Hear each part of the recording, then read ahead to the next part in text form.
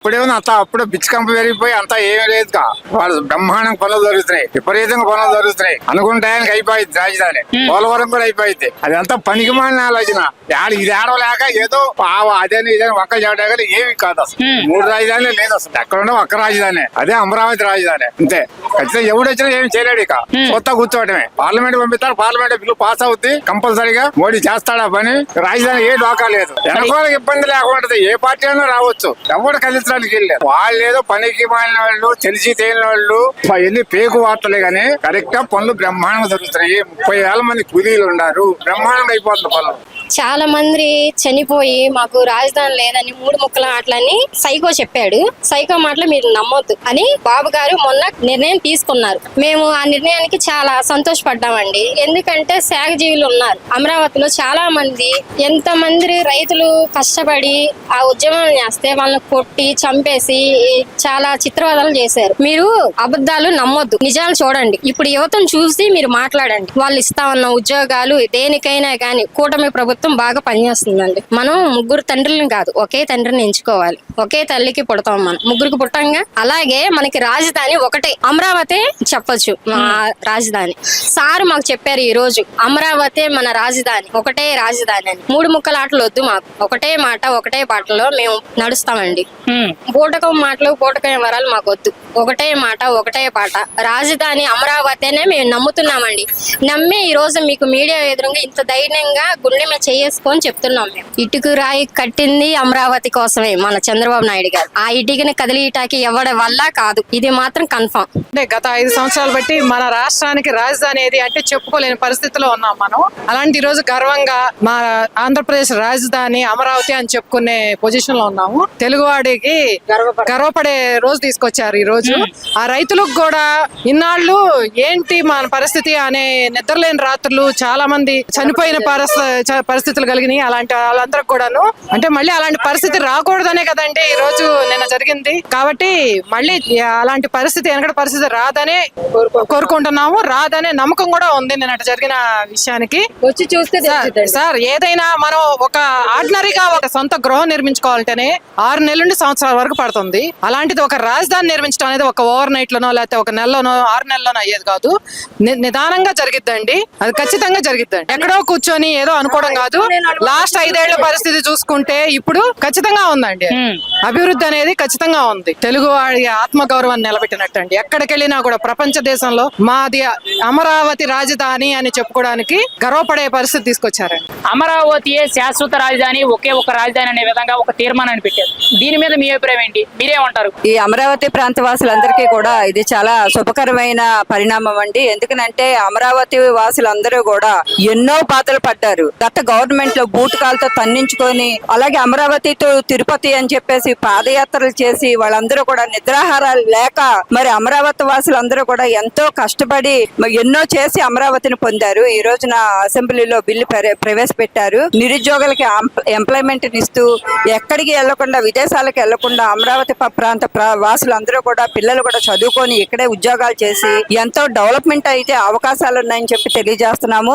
ముఖ్యంగా తెలియజేసింది ఏంటంటే ఈ కూటమి ప్రభుత్వం, మోడీ గారు కానీ, పవన్ కళ్యాణ్ గారు కానీ, మరి అలాగే చంద్రబాబు నాయుడు గారు కానీ ఈ కూటమి ప్రభుత్వంలో ఒక మంచి పరిణామం జరిగిందని చెప్పేసి అమరావతి ప్రాంత వాసులు అందరూ కూడా నిర్భయంగా గుండెల మీద చేయలేసుకొని పడుకోవచ్చు.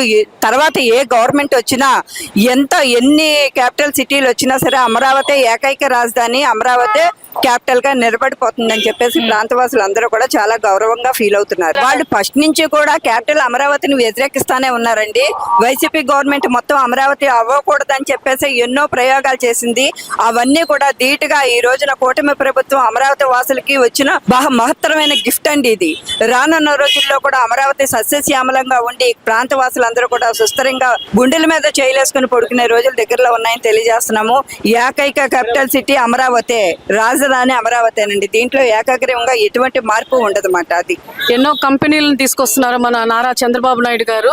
ఇటువంటి విజనరీ లీడర్ ఉన్నటువంటి మన ఆంధ్ర రాష్ట్రము ఆనాటి కాలంలో చరిత్రలో నిలిచిపోయినటువంటి అమరావతి దేవతల రాజధాని. ఇప్పుడు మన దేవతల రాజధాని అయినటువంటి అమరావతిని, ఆంధ్రప్రదేశ్ ని అమరావతి రాజధానిగా తీసుకొచ్చినటువంటి మన విజనరీ లీడర్ శ్రీ నారా చంద్రబాబు నాయుడు గారికి, ప్రతి ఒక్క నాయకులకి, కార్యకర్తలకి అందరికీ కూడా కృతజ్ఞతలు తెలుపుతున్నానండి. Twinkle twinkle little star, Amaravati is the super star. Thank you to one and all. Amaravati రాజధాని కన్ఫర్మ్. చరిత్రలో నిలిచిపోయిన రాజధాని మనం చూస్తున్నాము, ఇంకా ఫ్యూచర్ లో కూడా చూస్తాం. Thank you to one and all.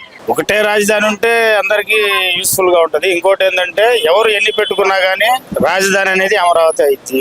Amaravati రాజధాని అవటం వల్ల చాలా వరకు కూడా చాలా మందికి కూడా ఉపయోగకరం. అన్ని జిల్లాలకు కూడా సెంటర్ పాయింట్ అమరావతి కాబట్టి రాజధాని ప్రజలందరికీ మన ఆంధ్ర రాష్ట్రం అంతటికి మాత్రం అమరావతి రాజధాని అయితే అందరికీ భరోసా దొరికినట్టే. ఇంకోటి ఏంటంటే 3 రాజధానులు ఇవన్నీ అనేది అసలు కుదరని పని.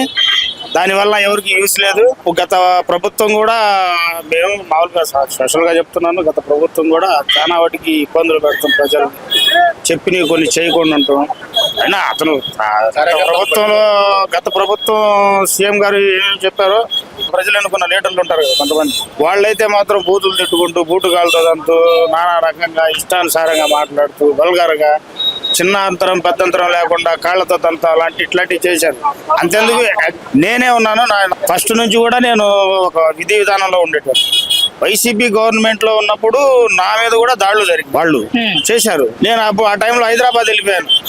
ఏంది అసలు ఈ రకంగా అరే అట్లా కొట్టుకోవద్దురా అన్న దానికి కూడా నా మీద కూడా దాడులు చేశారు, కొట్టారు, కేసు కూడా పెట్టారు. నేను హైదరాబాద్ వెళ్ళి అక్కడ 3 సంవత్సరాలు ఉండి పార్టీ మారినాక మళ్ళీ వచ్చాను. అంటే అర్థం చేసుకోండి గత ప్రభుత్వం ఎంత సాధారణ మనిషిని కూడా ఎంత ఇబ్బంది పెట్టింది అనేది మీకు రాజధాని ఆయన ఎప్పుడైతే అమరావతిని రాజధానిగా పెట్టారో దాన్నే కొనసాగించినట్టే ఏ ప్రాబ్లం ఉండేది కాదు. మధ్యలో గవర్నమెంట్ మారటం ఒకటి, ఆయన 3 రాజధానులు అని చెప్పి పెట్టిన పెట్టుబడిదారులని అందరినీ ఇబ్బందులు పెట్టి ఇది చేశారు. అయితే ఇప్పుడు ఏంటంటే ఇప్పుడు ప్రజెంట్ వచ్చేసి అమరావతి శాశ్వత రాజధాని అయితే అందరికీ కూడా ఈ అమరావతి సరౌండింగ్ లో ఉన్న రైతులకు కానీ ఎవరికైనా కానీ పూర్తి భరోసా ఉండిద్దని అని చెప్పి నేను నమ్ముతున్నాను. ఇన్నాళ్ళు జగన్మోహన్ రెడ్డి 3 ముక్కలాట ఆడి రాష్ట్రాన్ని అధోగతి పాలు చేసి మనకి ఇప్పుడు రాజధాని అనేది లేకుండానే, మ్యాపింగ్ లోనే లేకుండానే చేశాడు. అట్లాంటిది ఈ రోజు కూటమి ప్రభుత్వం వచ్చి ఆ మ్యాపింగ్ కోసం ఇవాళ ఎంత అయితే పాదయాత్ర చేసి లోకేష్ బాబు దానికోసం కృషి చేశాడో, అమరావతి రాజధాని రైతుల ఆవేదనల్ని, ఆక్రందనల్ని, ఆడవాళ్ళని కొట్టిన దాన్ని మొత్తాన్ని ఎట్లయితే ఆయన కళ్ళతో గమనించి ఈ రోజు దానికోసం చట్టబద్ధత చేసి మనకు పెట్టుబడులు రావడానికి కూడా దానికి మంచి సంకల్పం ఒకటి చేశారు. దాని వాటికి మాత్రం మంచి పరిణామంగా నేనైతే మాత్రం భావిస్తున్నాను. దాని వాటికి జగన్మోహన్ రెడ్డి ఈ రోజు దానికి కూడా హాజరు కాపోయాడు అంటే దానికి ఏంటంటే అతనికి రాజధాని అమరావతిలోనే ఉండాలి అని చెప్పేసి అతనికి ఎటువంటి ఇది లేదు. దాని గురించి అసలు రాజధాని అమరావతిగా ఉండాలి, అంతమంది రైతులు 1000 ఎకరాల పొలాలు ఇచ్చాడంటే, భూమి ఇచ్చాడంటే ఆ భూమికి ఆ వాల్యూ లేకోకుండా, ఆ రైతులకు వాల్యూ లేకోకుండా ఆ రోజు 5 సంవత్సరాల గవర్నమెంట్ వాళ్ళు పాదయాత్రలో కానీ, వాళ్ళు దుర్గగుడికి వెళ్ళేటప్పుడు కానీ వాళ్ళని ఎంత ఇబ్బంది పెట్టాడు, ఎంత హింసలు పెట్టాడు అనేది ప్రజలందరికీ తెలుసు. కాబట్టి దాన్ని ఈ రోజు చట్టబద్ధత చేయడం అనేది మాత్రం న్యాయపరంగా అందరూ హర్షించే విషయం అని నేను భావిస్తున్నాను. మన రాజధానికి పెట్టుబడులు రావాలన్నా కానీ ఈ రోజు అన్ని కంపెనీలు వచ్చినాయి, అన్ని ఇది వచ్చినాయి, ఎక్కడి నుంచి వచ్చినాయి అనేది మాత్రం ఒకసారి ఆలోచించుకోవాల్సిన విషయమే.